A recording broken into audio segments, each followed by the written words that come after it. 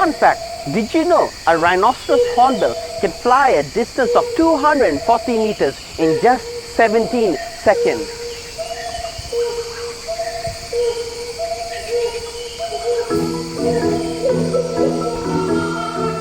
My name is Chavez, and in this episode we'll learn more about helmeted hornbills and other hornbills that are found on Borneo.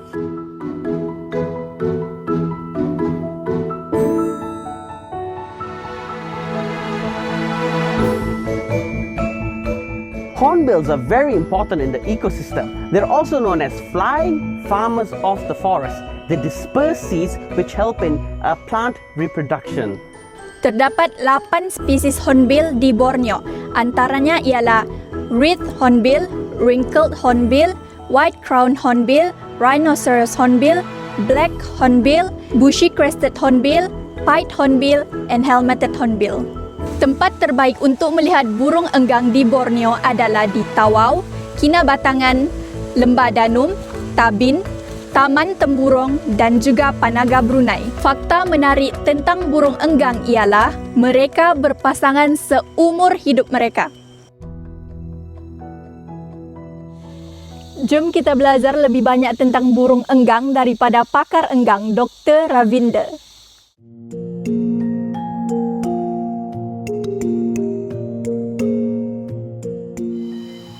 Hi, my name is Ravinder, and in the Kinabatangan, we're always trying to create breeding opportunities for hornbill. And we do this in 2 ways. One is we build artificial nest boxes for hornbills. The second way is we find tree cavities and try to restore them to make them hornbill suitable. One of the interesting things in the Kinabatangan Hornbill project was what happened after we restored several different tree cavities for the hornbills. We actually managed to see 9 baby oriental pied hornbills fledge from these cavities that we restored.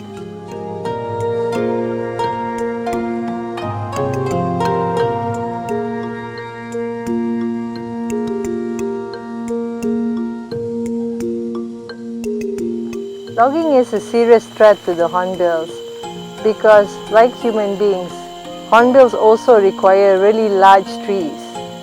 And large trees that form cavities that become nests of hornbills take years to form. So you imagine in a forest, in a primary forest, all those large trees, if they are cut down, it will take years before the forest regenerates and there are cavities again for these hornbills. Hornbills play an important ecological role. You see, when they consume fruits, they digest the fleshy bits of the fruit and they regurgitate the seed undamaged. And hornbills are known to fly across vast areas. So as they fly, they deposit the seeds throughout the forest. This helps the forest regenerate, and this provides us with clean air and clean water. So hornbills are very important seed dispersers. Hornbills are cavity nesting birds. They cannot make these cavities themselves. In fact, they have to rely on existing tree cavities in the forest. These cavities are made either by a woodpecker or a barbet, and over time, it can become suitable for the hornbills to use.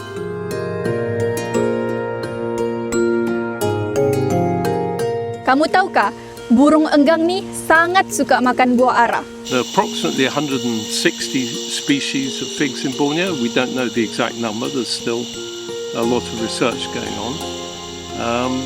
They're very important to the ecosystem because they fruit randomly, not like in specific seasons. They fruit randomly throughout the year.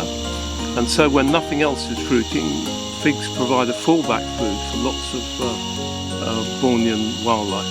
I think a wildlife lodge is basically a hotel built in the jungle, and people like to stay in that hotel in the jungle because the wildlife is surrounding it. When you've created your wildlife lodge, you may have destroyed a lot of jungle, you may have cut down a lot of trees, and the presence of tourists may be disturbing the wildlife.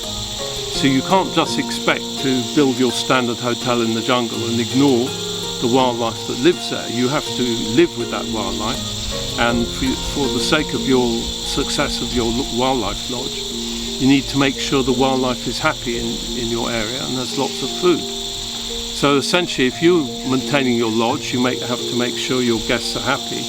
You also need to make sure that the local wildlife is happy, because otherwise there'll be nothing to attract the guests. Something's been nibbling at this fig.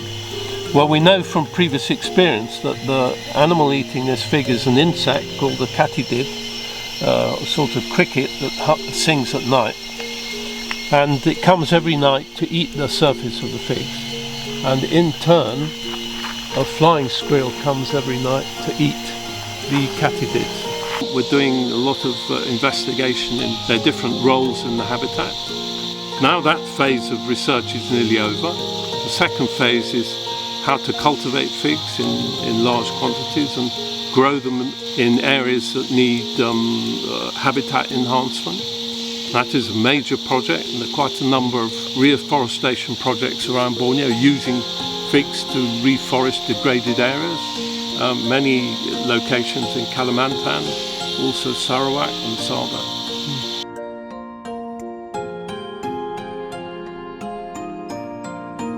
Plan for Tawau adalah salah satu projek penanaman semula yang bertujuan untuk menyambungkan Taman Bukit Tawau, Tajung dan Bukit Gemuk. Dan kami menanam semua jenis pokok ara, iaitu makanan kegemaran burung enggang.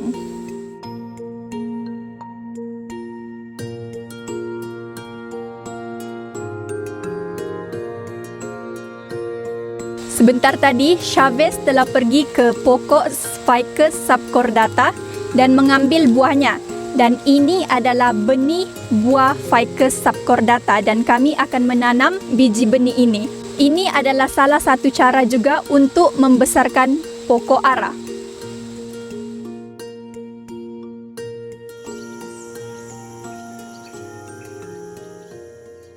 Macam mana anda boleh membantu? Tanam pokok ataupun beli pokok untuk Plan for Tawau. In this project, we practice the 4 E's: enforcement, education, economy, and enrichment of habitat. Enforcement, we'll try to protect the buffer zone and the areas of planting and the edge of forest reserves further. Education, we'll try to get involve all kinds of stakeholders from plantations, schools, and so on. We want to educate the local people about the wonderful biodiversity found in Tawau. Economy, we want the project to be sustainable in the long run. We'll do wildlife tourism, voluntourism, people can buy trees, and so on. Lastly, enrichment of habitat. We are not just planting trees, we are planting wildlife favorite trees. So hopefully it will be a thriving place for animals in the decades to come.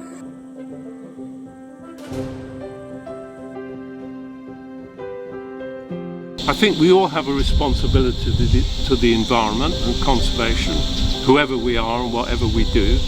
But wildlife guys, their job actually depends on the presence of wildlife and the success of the tourism industry in Sabah.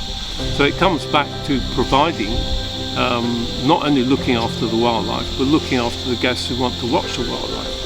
So all wildlife guides in Borneo should be aware of the ecology of the animals there. Together, let's save our wildlife. The future of wildlife is in our hands.